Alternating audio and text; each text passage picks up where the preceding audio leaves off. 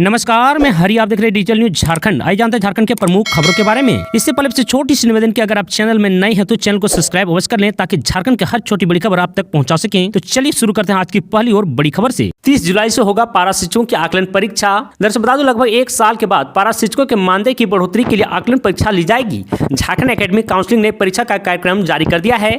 परीक्षा कार्यक्रम जारी करने के साथ ही परीक्षा पैटर्न में बदलाव भी किया गया है। यह अहम बदलाव माना जा रहा है। दरअसल बता दूं, राज्य में पारा शिक्षकों के लिए पहली बार परीक्षा ली जा रही है। इस परीक्षा में शामिल होने के लिए 43,000 शिक्षकों ने आवेदन जमा किया है। आपको बता दूं, झारखंड एकेडमिक काउंसिल की ओर से यह परीक्षा 30 जुलाई से ली जाएगी। पहली बार ली जाने वाली इस आकलन परीक्षा में वैसे प्रशिक्षित पारा शिक्षक शामिल होंगे जो झारखंड शिक्षक पात्रता परीक्षा सफल नहीं है। हालांकि झारखंड शिक्षक पात्रता परीक्षा अब तक 2 बार ली जा चुकी है। दरअसल आपको बता दूं, आकलन परीक्षा में सफल शिक्षकों के मानदेय में बढ़ोतरी की जाएगी। मानदेय में होने वाली बढ़ोतरी 10% होगी। आपको बता दूं, इस परीक्षा के लिए प्रवेश पत्र 20 जुलाई से शिक्षक डाउनलोड कर सकेंगे। एडमिट कार्ड डाउनलोड करने के लिए www.jac.jharkhand.government.in/jac से डाउनलोड किया जा सकेगा। अगले साल विधानसभा चुनाव में भाजपा सत्ता में आई तो लागू होगा एनआरसी, रघुवर दास का बड़ा ऐलान। दरअसल बता दूं, झारखंड के मुख्यमंत्री और भाजपा नेता रघुवर दास ने शनिवार को कहा है कि अगर अगले साल होने वाले विधानसभा चुनाव में भाजपा सत्ता में आती है तो राज्य में राष्ट्रीय नागरिक रजिस्टर एनआरसी लागू किया जाएगा। दरअसल आपको बता दूं, झारखंड के मुख्यमंत्री और भाजपा नेता रघुवर दास ने शनिवार को एक बड़ा ऐलान करते हुए कहा कि अगर अगले साल होने वाले विधानसभा चुनाव में भाजपा सत्ता में आती है तो राष्ट्र में राष्ट्रीय नागरिकता रजिस्टर एनआरसी लागू किया जाएगा। उन्होंने बताया कि राज्य में बांग्लादेशियों की बड़े पैमाने पर घुसपैठ निवासियों के लिए एक बड़ी चिंता और खतरा बन गई है। पड़ोसी देश के इन अवैध प्रवासियों ने स्थानीय महिलाओं से शादी करके क्षेत्र में हजारों एकड़ जमीन हासिल कर ली है। तो वहीं दूसरी ओर रघुवर दास ने कहा कि उन्होंने 2018 में केंद्र सरकार को इस स्थिति के बारे में पत्र लिखकर बताया था, लेकिन सरकार नहीं सुनी। आपको बता दूं, झारखंड के आदिवासी बहुल संथाल परगना क्षेत्र में विशेष रूप से पाकुड़ और साहिबगंज जिलों में बाहरी घुसपैठियों की जनसंख्या तेजी से बढ़ती है। उन्होंने कहा कि गोड्डा, देवघर, दुमका, जामताड़ा, साहिबगंज और पाकुड़ जिले सहित संथाल परगना क्षेत्र में तेजी से बदलती जनसंख्या का मुद्दा पहले ही संसद में उठाया जा चुका है, लेकिन इस पर हेमंत सरकार ने कोई ठोस कदम नहीं लिया है। इसलिए अगर सीडीपीओ के पद पर निकली बम्पर वैकेंसी, ग्रेजुएट उम्मीदवार फटाफट करें आवेदन। दरअसल बता, झारखंड लोक सेवा आयोग की ओर से बाल विकास परियोजना अधिकारी के पद पर भर्ती निकाली गई है।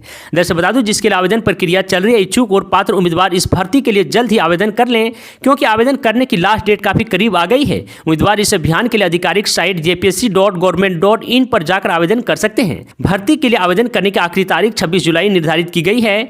आपको बता दूं, इस अभियान के जरिए बाल विकास परियोजना अधिकारी के कुल 64 पद भरे जाएंगे। इन पदों के लिए आवेदन करने वाले अभ्यर्थी को किसी भी विषय में ग्रेजुएट होना चाहिए, तभी वह आवेदन कर सकते हैं। आपको बता दूं, उम्मीदवार की आयु सीमा 22 वर्ष से 47 वर्ष तय की गई है। उम्मीदवारों का चयन प्रारंभिक और मुख्य लिखित परीक्षा के बाद होगा।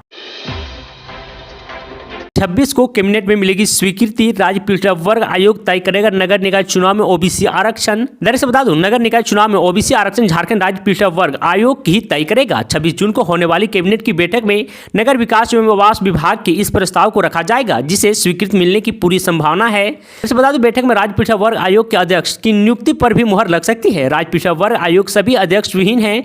आयोग में फिलहाल एकमात्र सदस्य कृष्ण कुमार सिंह है। आपको बता दूं, निकाय चुनाव में ओबीसी आरक्षण तय करने के लिए आयोग को पूर्ण अस्तित्व आवश्यक है। सरकार के इस संभावित फैसले से झारखंड में नगर निकाय चुनाव की संभावनाएं बढ़ सकती है। दरअसल आपको बता दूं, राज्य में धनबाद, देवघर, चास नगर निगम सहित लगभग 15 निकाय का कार्यकाल 2020 में ही पूरा हो चुका है। इसके बाद अप्रैल 2023 में रांची, हजारीबाग, गिरिडीह, मेदिनीनगर और आदित्यपुर नगर सहित 20 से अधिक निकाय का कार्यकाल पूरा हो चुका है। नवगठित नगर निकाय की भी चुनाव होने हैं।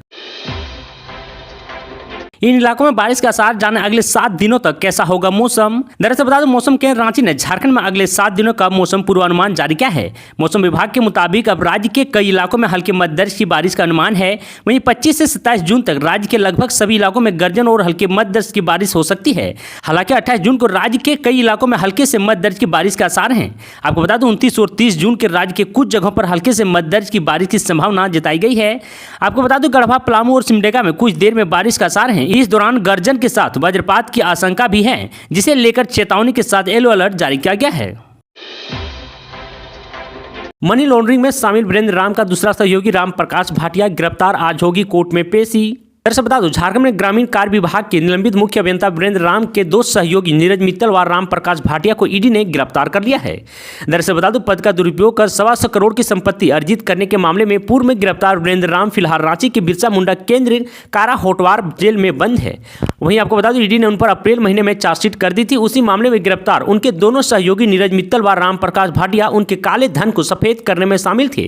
दरअसल बता दो नीरज मित्तल जहां 3 फर्जी कंपनियों के माध्यम से काले धन को वीरेंद्र राम के चार्टेड अकाउंट मुकेश मित्तल के कर्मियों व रिश्तेदारों के खाते में रुपये स्थानांतरण करता था, उन रुपयों से संबंधित फर्जी बिल बनाने से लेकर खाते में जमा करने तक में राम प्रकाश भाटिया शामिल था। आपको बता दें ईडी ने जांच के दौरान इसका खुलासा किया था। छानबीन के दौरान ईडी ने नीरज मित्तल को पूछताछ के लिए समन भी किया था, लेकिन वह उपस्थित नहीं हो सका था। दरअसल बता दो नीरज मित्तल को 23 जून को ईडी ने रांची से गिरफ्तार और आज उसे कोर्ट में पेश करेगा। वंदे भारत एक्सप्रेस का इंतजार खत्म, 27 जून को दौड़ेगी रांची से पटना, हफ्ते में चलेगी 6 दिन। दरअसल बता दूं रेल मंत्रालय द्वारा तय किया गया है कि पटना रांची पटना के बीच वंदे भारत एक्सप्रेस ट्रेन का परिचालन किया जाएगा। ट्रेन संख्या 02439 रांची पटना वंदे भारत एक्सप्रेस ट्रेन 27 जून को रांची से उद्घाटन के बाद प्रस्थान करेगी। स्पेशल के रूप में पटना तक परिचालन होगा। पटना रांची पटना वंदे भारत एक्सप्रेस ट्रेन का नियमित परिचालन 28 जून से किया जाएगा। आपको बता दूं ट्रेन संख्या 2234 पटना रांची वंदे भारत एक्सप्रेस ट्रेन 28 जून से सप्ताह में 6 दिन मंगलवार छोड़कर पटना से प्रस्थान करेगी। झारखंड में कोल इंडिया के कर्मचारी के लिए बड़ी खुशखबरी, सरकार ने दी वेतन में बढ़ोतरी की मंजूरी। दरअसल बता दूं कोल इंडिया के गैर कार्यकारी कर्मचारी के लिए बड़ी खुशखबरी है। जी हां, कोल इंडिया के गैर कार्यकारी कर्मचारी के वेतन में बढ़ोतरी को सरकार की मंजूरी मिल गई है। कोयला मंत्रालय ने कहा है कि उसने कोल इंडिया लिमिटेड के गैर कार्यकारी कर्मचारियों के वेतन में संशोधन के लिए मजदूर संगठन के साथ समझौते को मंजूरी दे दी है। यह समझौता 1 जुलाई 2021 से परिलंबियों पर न्यूनतम गारंटीकृत लाभ का 19%, मूल परिवर्तन महंगाई भत्ता, बीडीए, विशेष महंगाई भत्ता, एसडीए और उपस्थित बोनस के अलावा भत्ते में 25% वृद्धि का प्रावधान करा है। हेमंत सरकार में नियुक्तियों का दौर, युवाओं में जगी उम्मीद। दरअसल बता दें झारखंड की हेमंत सोरेन सरकार इस दिनों नियुक्तियों का दौर जारी है। पिछले 2 महीने में मुख्यमंत्री हेमंत सोरेन बड़े पैमाने पर नियुक्ति पत्र सौंपे हैं। यह बताने की कोशिश कर रहे हैं कि सरकार ने चुनाव से पहले युवाओं को रोजगार देने का जो दावा किया था, सरकार उसे पूरा करने की कोशिश पूरी ईमानदारी से कर रही है। दरअसल आपको बता दें 2019 में सरकार गठन के कुछ ही महीने बाद पूरी दुनिया कोरोना की चपेट में आ गई थी। इस दौरान सरकार को काम करने का मौका नहीं मिल पाया था। अब 2 साल बाद कोरोना शिकंजे से बाहर निकलने पर सरकार ने नियुक्तियों का पिटारा खोल दिया है। युवाओं को खुले हाथों नौकरी देने की प्रक्रिया शुरू कर दी गई है। हेमंत सोरेन सरकार अब तक 8000 से ज्यादा नौकरियां दे चुकी है। आज के लिए इतना ही, मिलते हैं अगले वीडियो में। तब तक के लिए जय हिंद, जय भारत, धन्यवाद।